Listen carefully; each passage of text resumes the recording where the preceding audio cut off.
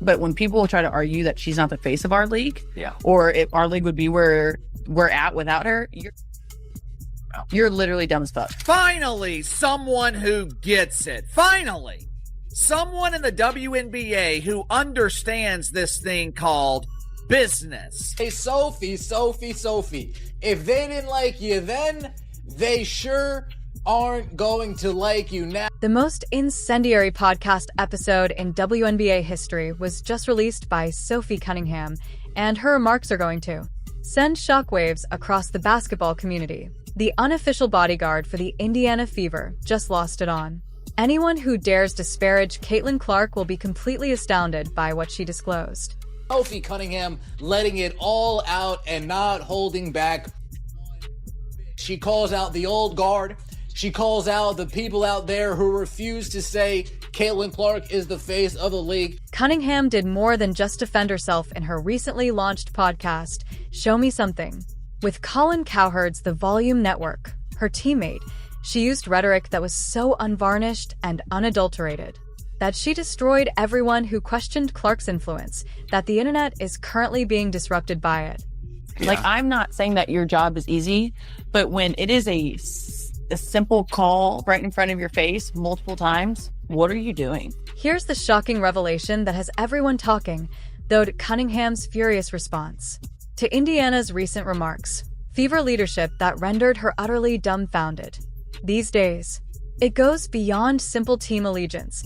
This player is prepared to represent women's basketball at war. Prepare for the most brutal take-in on you've ever heard, as Sophie Cunningham simply expressed what everyone has been considering. Although most WNBA players have no idea how to become stars, there is one player in this dump with a functional brain. Officially, Sophie Cunningham has had enough after witnessing Caitlin Clark being mistreated and singled out. She just launched the most vicious verbal attack in podcast history after being undercut for months. What about her target? Does anyone dare doubt that Clark is the WNBA's unquestioned face? You really are as stupid as hell. These 4 words are currently trending on all social media platforms after Cunningham's explosion. On her new show platform, however, that was only the start of her flaming hot opinions that are revolutionizing the basketball world. Burning. Just a few days ago, Cunningham joined Colin Cowherd's The Volume Network, and her first episode became an immediate classic. She didn't hold back when supporting her co-host, Bravo star Wes Wilson, against the detractors and bigots.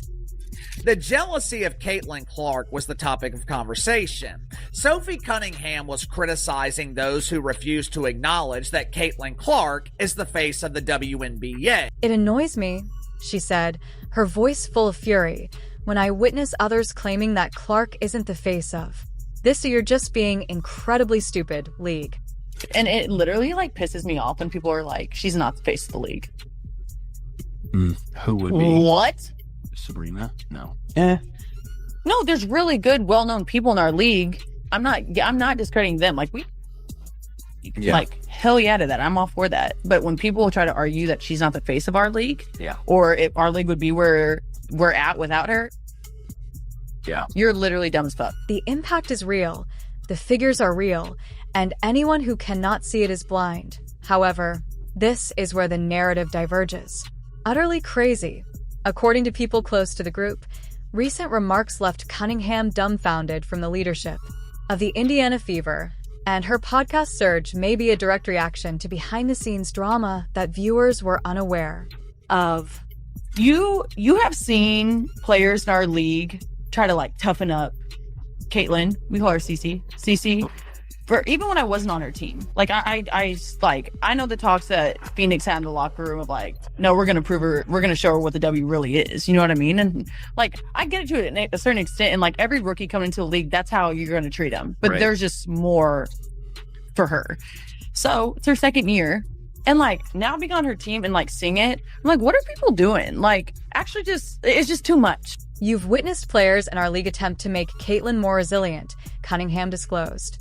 We call her CC, revealing the grim reality of what Clark encounters in each and every game. Even though I wasn't on her team, CC, I am aware of the true agenda against her, and it's simply excessive. The WNBA, Sophie Cunningham also talks about how teams target being rough with Caitlin Clark. We got to toughen her up. We got to rough her up a little bit. We got to really show her what it's like over here. Cunningham's bombshell claims are overwhelmingly supported by the facts, when Clark was hurt and didn't. WNBA TV ratings fell by over 50% during games, when she was unable to participate in the Indiana All-Star Game. Viewership vanished and ticket prices plummeted. These facts demonstrate Clark's extraordinary abilities. They are not opinions influenced throughout the league, and Cunningham is utilizing her new position to ensure that everyone is aware of the truth about what's taking place.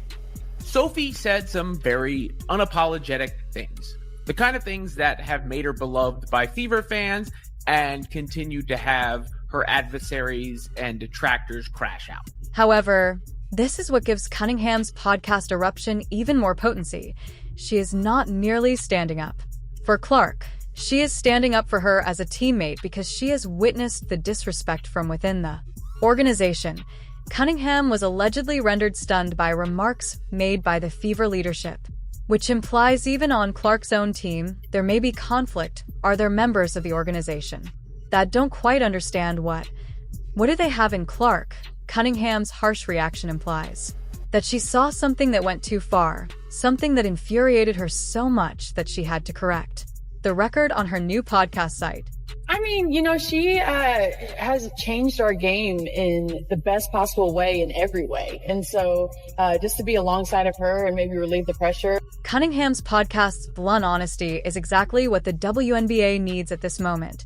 Someone who is prepared to tell the truth regarding the disdain, targeting, and unfair treatment that the biggest star in the league has been subjected to. For Clark followers worldwide, dumb as has become their battle cry, and Cunningham just given them the ideal soundbite to use against anyone attempting to downplay the significance of their preferred player.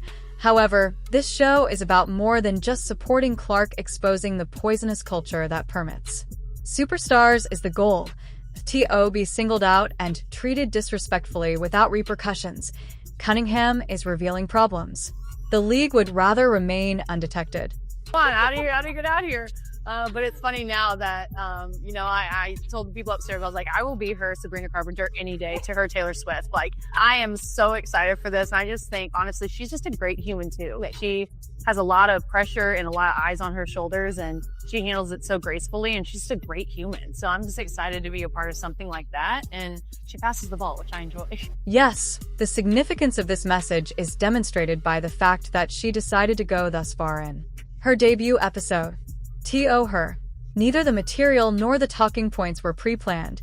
This was someone's unadulterated, pure emotion. She has seen too much injustice ratings dropped by more than 50% when Clark sustained that injury and missed nearly a month of work, Cunningham said, providing specific evidence to support her claims.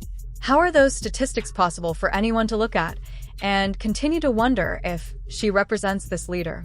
And then I'll get fined for that, and then I'll get fined for this, and then the fines continue. There is no denying the statistical proof of Clark's significance each time she is not in the lineup. There is a sharp decline in WNBA interest. TV ratings skyrocket as the venue sells out every time she performs. To Cunningham's readiness to employ her enthusiasm for this issue is evident in the forceful words she uses. She's not attempting to be tactful or politically accurate. She is attempting to make people aware of the true significance of Clark to women's basketball. The timing of this podcast launch, paired with the explosive content, shows Cunningham has been preparing this defense for some time. She used the Volume Network to secure her platform. No, not even just the league, but like The women's sport. basketball as a whole around the world. No, I think it's awesome. I think it's so funny because she's like 22, 23 years old, and the whole world is watching her. Yeah. Like it is a cult following. I'm not kidding. No, it's wild. Like, it the is airport today. insane. It was like 22.